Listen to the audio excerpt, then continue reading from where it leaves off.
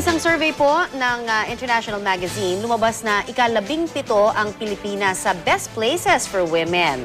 Wow ha, ang kaisa-isang bansa sa Asia na nasa top 20. Pero kung hihimayin po ang survey, tila may kakulangan pa rin daw pagdating sa kalusugan ng mga Pinay. Si Cory Aquino ang kauna-unahang babaeng pangulo, hindi lang sa Pilipinas, kundi pati na rin sa Asia. Nasundan pa siya ng isa pang babaeng pangulo. Sa iba't ibang ahensya ng gobyerno at iba't ibang sektor sa Pilipinas, marami ang mga nakapwestong babae.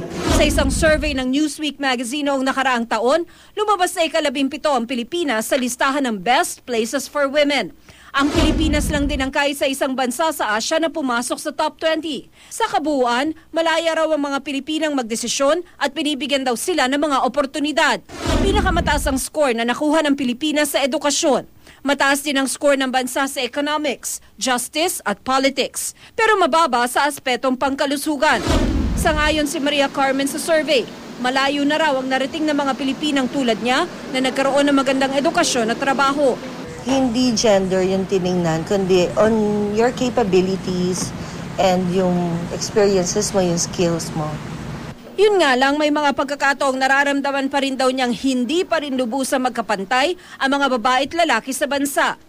Na-express pa rin natin, mga babae, yung mga opinion natin and feelings and ideas, pero mas pinapaboran pa rin or mas nangingibabaw pa rin yung sinasabi ng mga lalaki. Ramdam yan ni Clarita sa araw-araw sa relasyon niya sa kanyang asawa.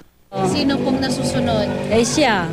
Ay hindi, kasabi niya Siya talaga ang kuwan. So kapag kinontra ka ng mister mo, hindi ka na hindi magsasalita? Oo, dahil nga mag-aaway lang kayo.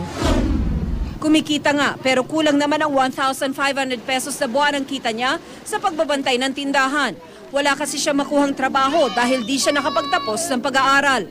Kulang na kulang yun yung financial sa atin Talagang kulang na kulang dahil wala ngang trabaho 3 sa 4 na anak ni Clarita ay mga babae. At tulad niya ay di rin nakapagtapos ng pag-aaral at hirap makakuha ng magandang trabaho. Dahil sa mga katulad nila, nahihirapan ng Gabriela Party List na paniwalaan ang survey. Positibo sana no? Sa mata ng marami, lalo na kung international.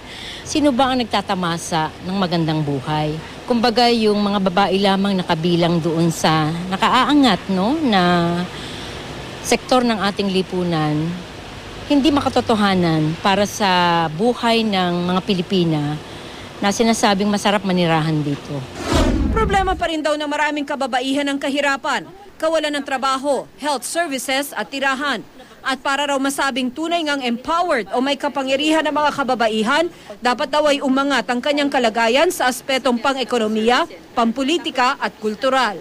Kami ang tinitingnan naming positibo at kung magrarank tayo siguro sa kababaihan, yung gaano na rin yung consciousness ng kababaihan ngayon sa ating lipunan Sa huli, ayon sa Gabriela, di lamang pag-aksyon ng mga kababaihan ang kailangan para sa tunay na pag-angat ng mga babae sa lipunan.